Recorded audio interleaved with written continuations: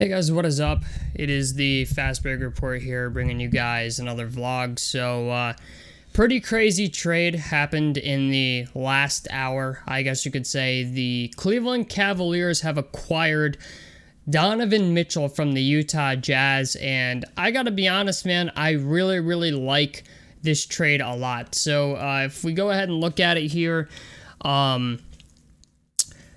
the full trade, according to Woj, and Shams put this out there too, the full trade is that Utah is trading Donovan Mitchell to the Cleveland Cavaliers for Lauri Markkanen, Ochai Agbaji, Colin Sexton, and 3 unprotected first-round picks and 2 pick swaps. Basically, the Cleveland is sending 3 unprotected picks to Utah in 2025, 2027, and 2029, and the pick swaps are for 2026 and 2028. Along with the Rudy Gobert trade with Minnesota, Utah has gathered 13 unprotected picks. They're lightly protected picks through 2029. So basically, Utah's got something going. They have literally 13 unprotected picks, they're lightly protected, and they got Ochai Agbaji, who is really good out of Kansas in this deal. They got Walker Kessler from the Minnesota Timberwolves in the Rudy Gobert trade. And if you guys remember my Utah Jazz video where I talked about, Colin Sexton going to the Utah Jazz, not only is he going there, but apparently, according to Shams, he's signing a 4-year, $72 million contract via the sign-in trade. So, not only that, but Utah is getting Colin Sexton on a, pretty nice deal, I would say. I would say Colin Sexton was worth 4 years, $80 million. That's what he was seeking. And he got $18.5 million a year. Granted, the deal is fully guaranteed, according to Shams as well.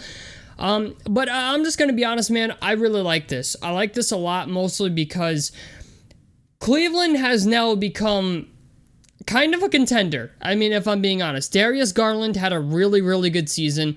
It was kind of awkward having Colin Sexton and Darius Garland on the same team because it's like they both play the same position.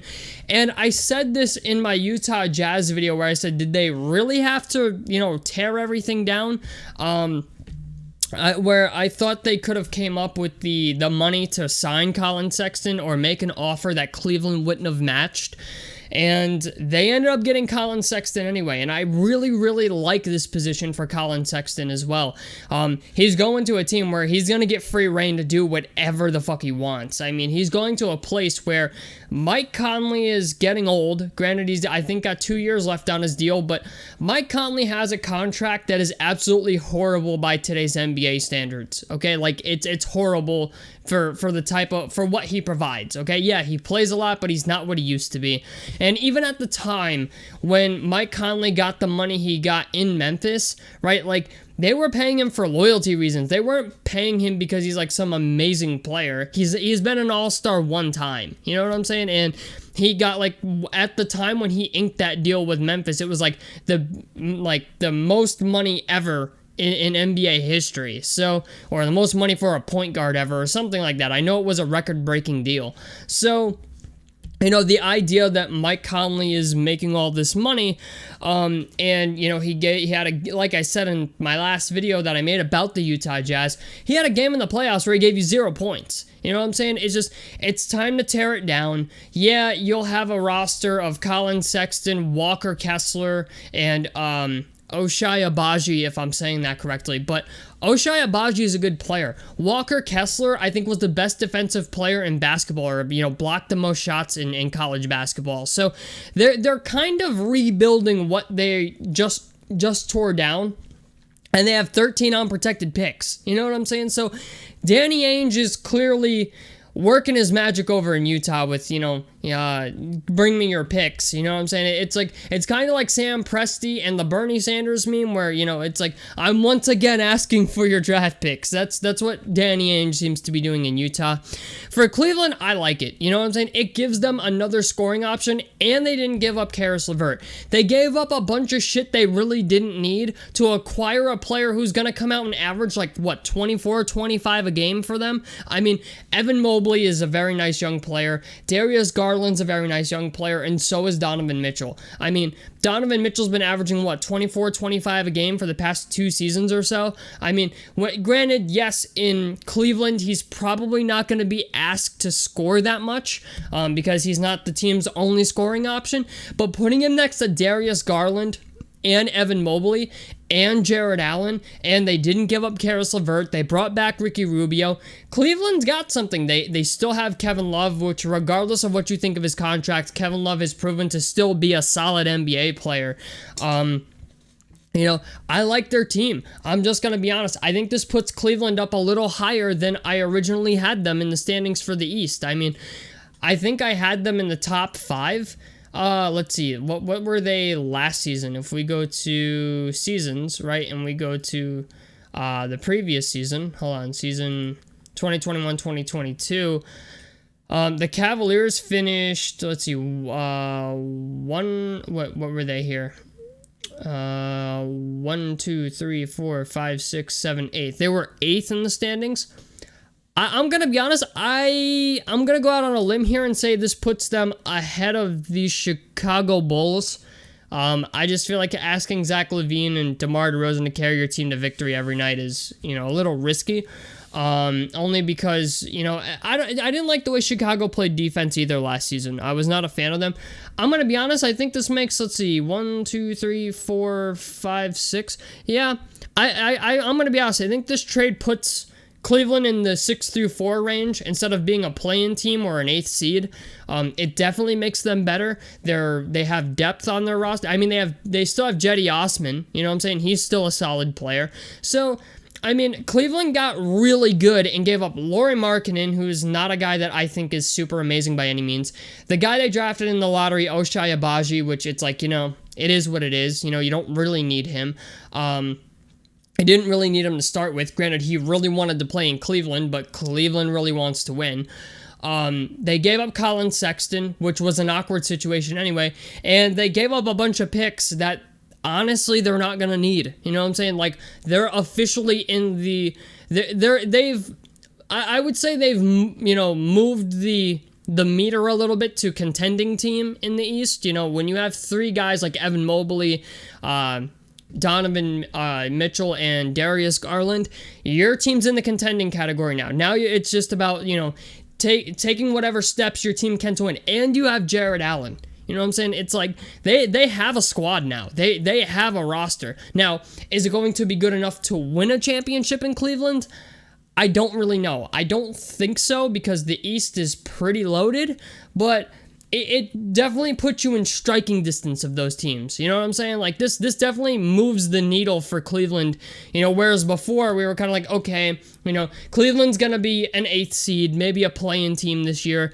Adding Donovan Mitchell to what they had and only giving up Lauri Markkanen, Colin Sexton, who there was no guarantee you were going to really, it was just an awkward fit anyway, and you give up Ochai Agbaji. You know what I'm saying? It's like, now suddenly it's like, you got rid of some extra shit. You got rid of a guy it was going to struggle to be it was just going to be a weird fit, and a lottery pick and some future picks you're not worried about. Gonna be honest, I like it. You know what? It sucks to be the Knicks. They once again come up short because they couldn't find a way to, acquire a guy like Donovan Mitchell. Granted, even if Donovan Mitchell goes to the Knicks, I really don't think it's enough to put them over the hump. I'm just going to call it what it is. I know the New York Knicks deal was a huge thing. You know what I'm saying? There was a lot of talk about it, but even if Donovan Mitchell went to New York, you know what I'm saying? I just think to myself, like, is that really enough to put them over the hump? Is that enough to make them a contender? No. You know what? It was enough to make them a playoff team. So I don't know, man. You know what? We'll see how this pans out, but I really like it for Colin Sexton. I really like it for Donovan Mitchell. I like it for both teams. You know what I'm saying? The Utah Jazz are getting two guys, in the past, month or so, month and a half. They've gotten two guys in Walker Kessler and Ochai Agbaji, who I think are going to be pretty promising players. And the same thing with Colin Sexton. It's like you now get your point guard of the future in Colin Sexton, who is a really efficient, good player. You know what I'm saying? Granted, he's coming off an injury, but you now have the ability to see what Colin Sexton can really be. And whereas I don't think he really got that chance in Cleveland, it was like, okay, as soon as he was out, next man up was Darius Garland. And once Darius Garland came onto the scene, man, it was like, okay, that's it for the Colin Sexton era in Cleveland. So I like it, man. Now, I have yet to see if the Utah Jazz are going to move Bojan Bogdanovic and Jordan Clarkson or not. I'm assuming they're going to, considering they moved Donovan Mitchell and they're two older players. I really, really think if, the Utah Jazz can squeeze first-round picks, like a first-round pick out of guys like Jordan Clarkson and Bojan Bogdanovic, they'll probably do it. If they can get off Mike Conley's contract, that'd be ideal, but I don't think they're going to. I have a feeling they're going to have to eat his contract for another year and then try to trade him someplace. He's a good vet, don't get me wrong. It's just, the Mike Conley days in Utah are officially over after this. So, they're going to be looking to move him. But I like the trade, man. I like the trade for both teams. You know what I'm saying? This is one of those trades where it's like, you know what? I like that trade. I like that trade on paper. I like what it's going to do for both teams. And I'm excited to watch me some Cavalier games this year. I watched them. They were one of my most watched teams last year. But I'm going to be watching them a lot more this year. Now that they got Donovan Mitchell, I'm definitely watching their first game. So tell me what you guys think about this down below in the comment section below. A like helps me out. Subscribe if you guys want to see more on the Fazberg Report. And I'm out of this motherfucker. Peace, guys.